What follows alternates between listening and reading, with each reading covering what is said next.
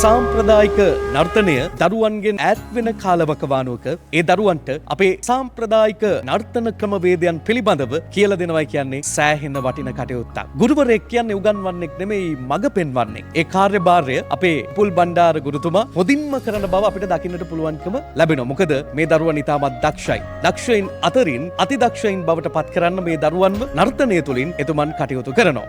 ඒත් එක්කම තමයි මේ දුවා දරුවන්ට ශේෂ්ත්‍රයේ ඉන්න ප්‍රවීණයන්ගෙන් අද දවසේ දැනුමුතුකම් ලබා දෙන්න අපේ අමා ඩාන්ස් ස්ටුඩියෝ එකේ අධිපතිතුමන් පුල් බණ්ඩාර මැතිතුමන් ඒ වගේම තමයි අපේ ප්‍රධාන ගුරුතුමිය සූදානම් කළා තියෙනවා මේ දරුවන්ට මේ අවස්ථාව ලබා දෙන්න. ඉතින් අපි සූදානම් වෙන්නේ මේ සතර කෝරළේ නර්තනය වෙනුවෙන් ඉන්න ප්‍රවීණම ඇඳුරු මඩුල්ලක් අද දවසේ අපි හඳුනා ගන්නට සූදානම් වෙන්නේ.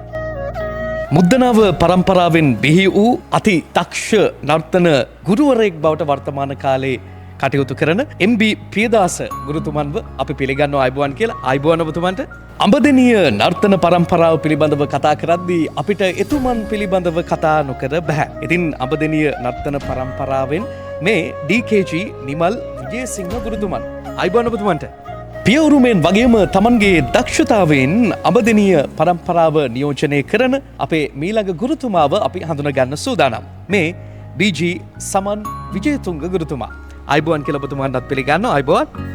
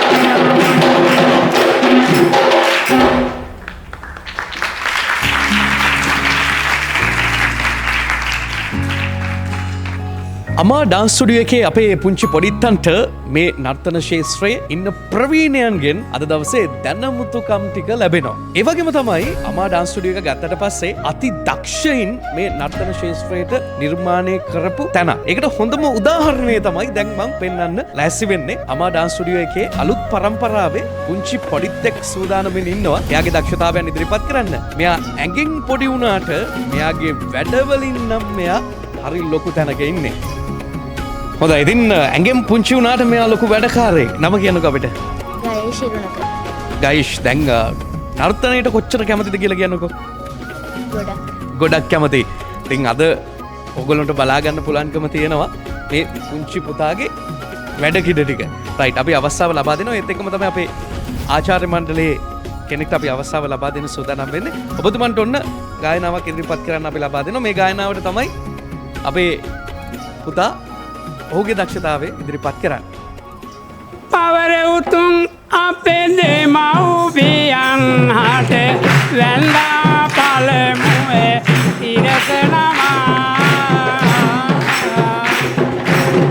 ඉවරෙන් නොවෙන්න තද දුක්මුසුලා මට ඉල්බපෝනු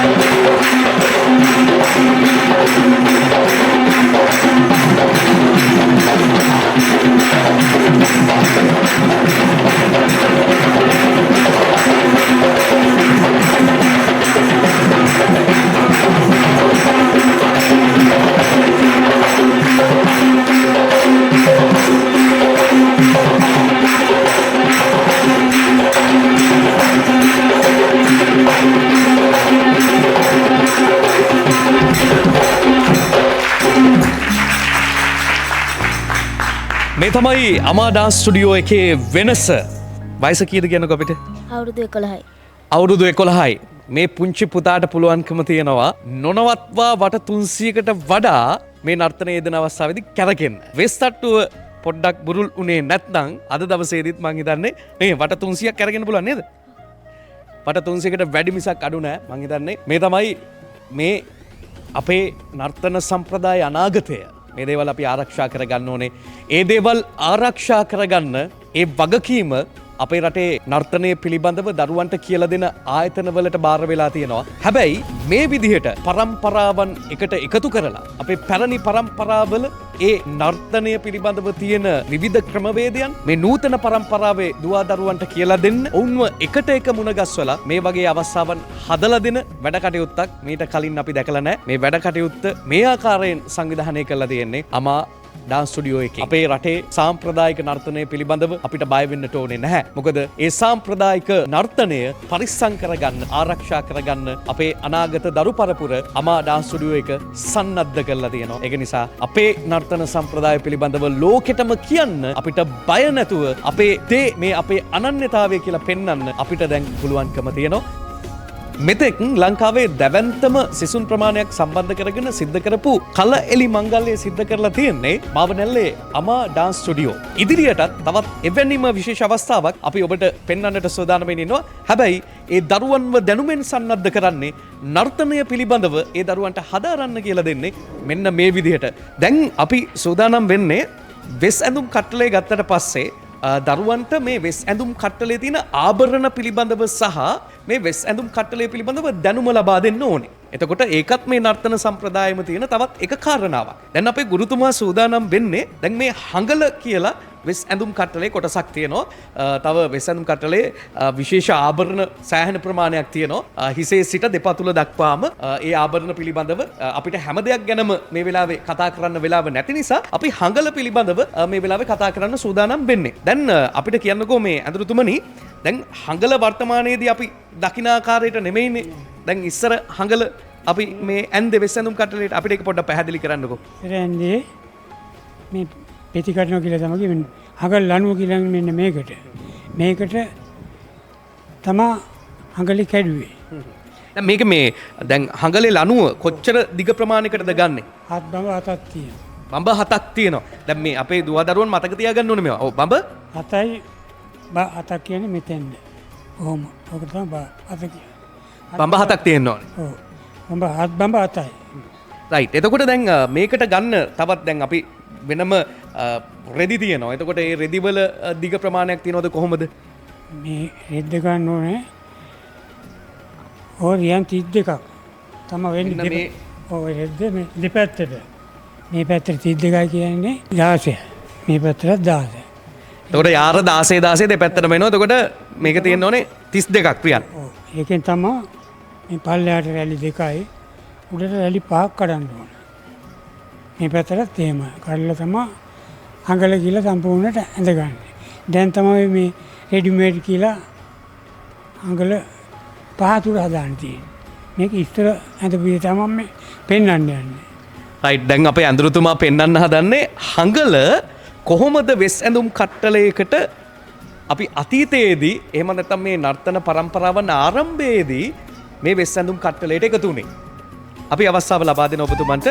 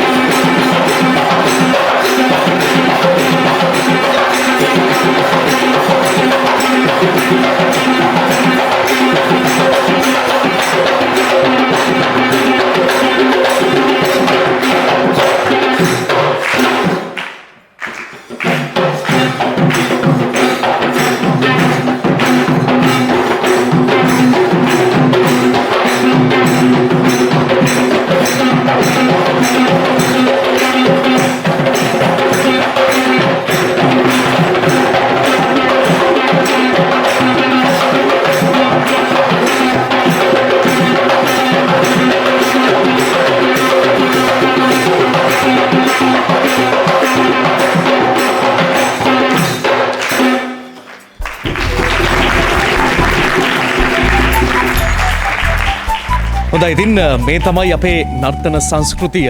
ඒ අභිමානවත් නර්තන සංස්කෘතියේ පෙර ගමන් කරුවන් මේ විදිහට Tamanගේ ඒ නර්තන දැනුම දුවා දරුවන්ට ලබා දෙනවා. ඒ වගේම තමයි දැන් අපි සූදානම් වෙන්නේ මෙතුමන් සමගින් නර්තනයක පුංචි කොටසක් ඉදිරිපත් කරන්න අපේ අමා ඩාන්ස් ස්ටුඩියෝ අධිපතිතුමන් උපුල් බණ්ඩාර මැතිතුමන්ට ආරාධනා කරනවා මේ අපි සූදානම් කරලා නොතිබුණත් මේ අවස්ථාවේ එතුමන් සමගින් පොඩ්ඩක් මේ අවස්ථාවේ දුවා දරුවන්ට ඒ නර්තනයක කොටසක් ඉදිරිපත් කරන්න අපි බලමු ඒ අවස්ථාව කොහොමද සිද්ධ වෙන්නේ කියලා.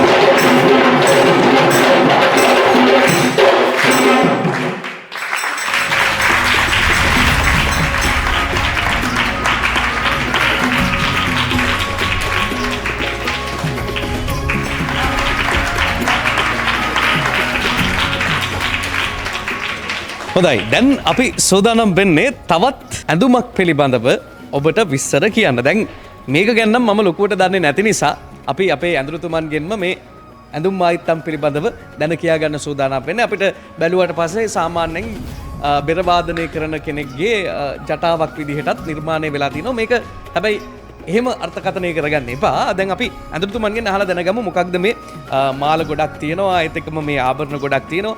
ඒ දේවල් ගැන. මේ ඇඳුම් කට්ටලේ ආත්මයෝ පුරාණේ ඉඳන් ආපු ඇඳුම් කට්ටලයක්. මේ ඇඳුම් කට්ටලේ කියන්නේ බ්‍රාහ්මණ ඇඳුම් කට්ටලයක්. මේ නවගුණු මාල තමයි මේ කරලාගෙන එදා ඉන්දියාවෙන් ආපු බ්‍රාහ්මණයෝ ඒ අය තමයි මේ ශාන්ති ක්‍රමය කරලා තියෙන්නේ. හොඳයි මේ ශාන්ති ක්‍රමයක් මොකක්ද කියලා අපි චුට්ටක් පැහැදිලි කරමු. මේ ශාන්ති ක්‍රමය කියන්නේ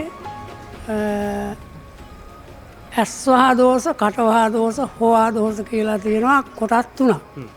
මේ දරුවන්ටත් මේ තිරසාවරණ ඉසවෙස් පැලැන්දවෙන් පස්සේ ඇහෙන් දකින අයට දැන් අර දරුවා මෙතන රංගනයක් ඉදිරිපත් කරානේ කවුරුත් කිව්වා හොඳයි කියලා. මේ කටින් කියන දේ සමහර අයගේ තියෙනවා කටවහා කියලා. ඇහෙන් දැකලා අප්පෝයි කියලා එහෙම කියපුවාම ඇස්වහා කියන කොටසකුත් ඇතුළත් වෙනවා. හිතින් හිතන දේට කියනවා හෝවා කියලා. ඒ කොටස් තුන දුරු කිරීම සඳහා තමා මේ බලි යාග සෝමසාන්ති ක්‍රමය කරන්නේ. ඉන් පසුව මේ රවි, චන්ද්‍ර, ඉරු, බුධ, ගුරු, සුක්‍ර, ශනි, රාහු, කේතු කියලා මේ නවග්‍රහ දෙවියෝ 9 දෙනෙක් ඉන්නවා. ඒ 9 දෙනා අනුව තමයි අපේ ජීවිතය තියෙන්නේ. මේ සාන්ති ක්‍රමෙන් අපි දැන් මෙහෙම ඇඳගෙන හිටියට මේක මෙහෙම අදිනෙකුත් නෙවෙයි. බොහොම යාග සෝමසාන්ති රඳින එකක්. ඒ ග්‍රහ දෙවි හාමුදුරුවන්ට තමා මේ ග්‍රහ සාන්තිය කරලා උන්වහන්සේලාට අපි පුද පූජාහාර දීලා ඒ ග්‍රහ බලපෑමුත් තියෙනවා හුඟක් අයට. මේ මනුලෝ ග්‍රහ බලපෑම. ඉතින් ඒ අයටත් අපි අර වෙදකමයි හෙදකමයි දෙකම කරනකොට තමයි කාටත් යහපතක් උදා වෙන්නේ කියලා තමයි ඒ අය කියලා තියෙන්නේ. හොඳයි ඉතින් මේ දේවල් අපි අපේ ආදිමුතුන් මිත්තන්ගේ කාලයේ සිට පැවතෙන අපේ සාම්ප්‍රදායික ක්‍රමවේදයන්. මේ දේවල් ආරක්ෂා කරගෙන මතු පරම්පරාවටත් මේ දේවල් දායාද කරන්න අපිට යුතුකමක් තියෙනවා. ඉතින් මේ දායාදේ ඉතාමත් වටිනවා. මොකද මේ දුවා දරුවන්ට ඔවුන්ගේ මේ නර්තනය පිළිබඳව හදාරද්දී මේ දේවල් අපිට හරි අඩුවෙන් තමයි සමාජයේ දැනගන්න ලැබෙන්නේ. ඉතින් මේ ආභරණයක්ද මොකක්ද මේ තියෙන්නේ? දැන් මේකත් අපිට විස්තර කරලා දෙන්නකෝ. මේකට කියනවා අත්මිනිය කියලා. අවඩි මිනිය කියනවා. තව ගගනය කියලා කියනවා.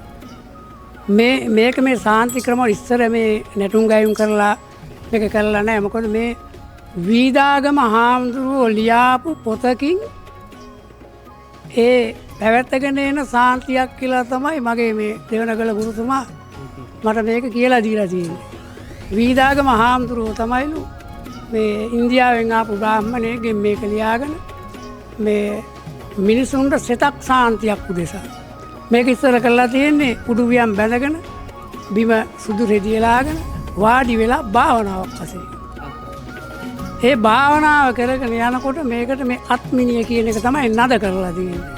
ඉන් පසුව අර කම්මැලි ගතිය යන්නත් එක්ක පොඩ්ඩක් නැගිටලා පෙරයක් ඒ තුරුණුවන් වෙනුවෙන් මගුල් බෙර වාදනය කරලා මේ ගගනය කියන මේ අත්මිනිය මේකේ නාද කරලා මේකේ තාල 35ක් ඒ විදිහ තමයි මේ ග්‍රහ සාන්තිය බලි සාන්තිය කියන මේ ක්‍රමේ පැවතගෙන යන්නේ. හොඳයි. ඉතින් බලි ශාන්ති කර්මය සිද්ධ වෙන්නේ එතකොට මේ කල එලි මංගල්‍යකින් පස්සේ නේද? පසුව එතකොට නිවෙස්වල කෙනෙකුට බෙහෙත් හේත් කරලා ಗುಣ දකින්න බැරි වුණොත් වේලා කොළ බලලා එයාට මෙන්න මේ අහවල් ග්‍රහ දිව්‍යයන්ගෙන් බලපෑමක් තියෙනවා. ඒ බලපෑමට මෙන්න මේ සාන්තිය කරන්න ඕනේ කිව්වොත් ඒ සාන්තිය කරපුවාම අර බෙහෙත් දෙනින් හිටේ බෙහෙත් ටික ඇඟට කාවදිනවා අර දෙවියන්ගේ බලපෑමත් එක්ක. ඉතින් ඒක එහෙම සාන්තියක් තමයි මේක. හොඳයි. ඔන්න බලි ශාන්ති කර්මය පිළිබඳව අපි බලි යාග හෝම පිළිබඳව අහලා තිබ්බට ඒ අහලා තිබ්බ දේවල් අත්දකින්න මේ දේවල් වලින් මොනවද වෙන්නේ කියලා අපිට හරියටම දැනගන්න අවස්ථාව ලැබුණේ ඔන්න අද. ඉතින් මේ දුවා දරුවන්ටත් මං හිතන්නේ මේ විදිහටම තමයි. මොකද මේක දෙමව්පියනුත් හරි අඩුවෙන් තමයි මේ යාග හෝම පිළිබඳව අපේ සාම්ප්‍රදායික ක්‍රමවේදයන් පිළිබඳව දන්නේ. ඉතින් මේ දේවල් මේ දුවා දරුවන්ට ඉගෙන ගන්න අමා ඩාන්ස් ස්ටුඩියෝ එකෙන් අවස්ථාව හදලා දීලා තියෙනවා. ඉතින් අපි දැන් මීළඟට දැන් බලි ශාන්ති කර්මයක අපිට මේ ගායනාවන් මේ දේවල් පිළිබඳවත් අපිට මේ අපේ දුවා දරුවන්ට අහන්න අවස්ථාව ලබා දෙන්න පුළුවන්ද කොහොමද? පුළුවන්. මේක මේ දුවේ පුතේ පළමුවෙන් බුදුන් සිහි කරන වෙලාව බුදුරජාණන් වහන්සේ සිහිපත් කරගෙන තෙරුවන් වන්දනා කරගෙන කරන සාන්තියක් තමයි මේ සාන්තිය. තෙරුවන් වන්දනා කරගෙන. ඒකට අපි මෙහෙම කියනවා. තෙරුවන් පැළඳගත මුරුවන් හැමට කළවිට ගුරුවන් හට පැවත එයින් දුරුවන් වේ පිරිපත.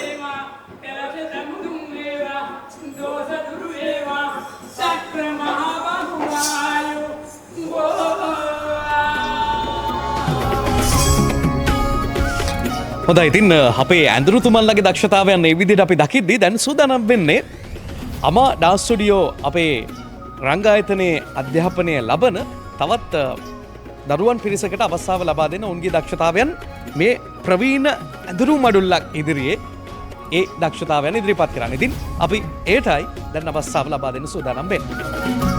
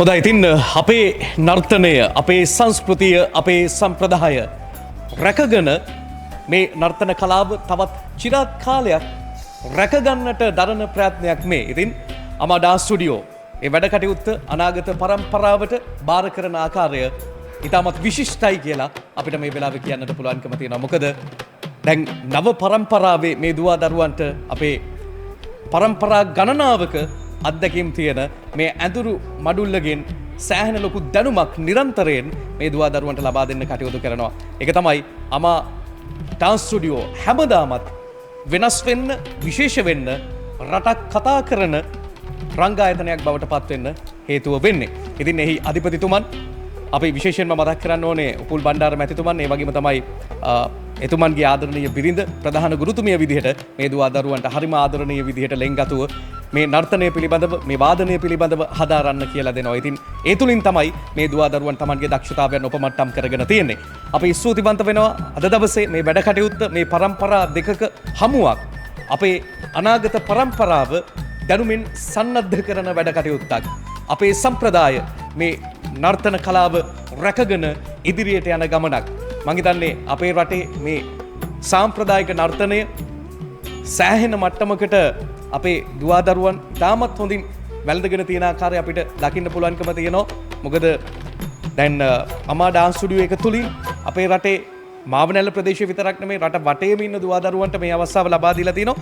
ඉතින් ස්තුතිවන්ත වෙනවා MB පියදාස අපේ ඇඳුරුතුමනි ඔබතුමන්ට, ඒත් එක්කම තමයි නිමල් විජේසිංහ ඇඳුරුතුමනි ඔබතුමන්ටත්, ඒ වගේම BG සමන් විජේතුංග ඇඳුරුතුමනි ඔබ සියලුම දෙනාට අපි ස්තුතිවන්ත වෙනවා. ඒ වගේම තමයි බෙර වාදනයෙන් අපට සහයෝගය ලබා දෙන ඒ ඇඳුරුතුමන්ලට අපි ස්තුතිවන්ත වෙනවා. ඒ වගේම තමයි අමා ඩාන්ස් ස්ටුඩියෝ නියෝජනය කරමින් අපේ ශිෂ්‍යාවන් මෙහි අධ්‍යාපනය ලබන වාදනය පිළිබඳව ඔවුන් සම්බන්ධ වුණා. ඒ සියලුම දෙනාටත් අපි ස්තුතිවන්ත වෙනවා.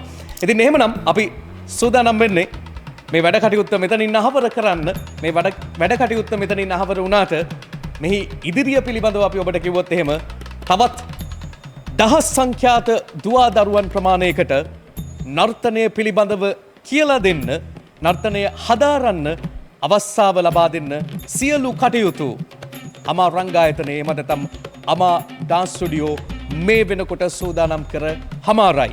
එහි තවත් දැවන්ත පියවරක් ලංකාවේ ප්‍රථම වතාවට සිද්ධ වන සුවිශේෂී වැඩ කටයුත්තක් අපි ඔබට ඉදිරියේදී කියන්නට, ඒ පිළිබඳව ඉදිරියේදී පෙන්වන්නට සූදානමින් සිටිනවා. ඒ පිළිබඳවත් බලාපොරොත්තුවෙන් ඉන්න කියන මතක් කිරීමෙන් අපි සමුගන්නටයි සූදානම. යළිත් මෙවන් වූ සුවිශේෂී වැඩ කටයුත්තකින් හමුවන බලාපොරොත්තුවෙන් සමුගන්නවා. සුබදායි දවසක්.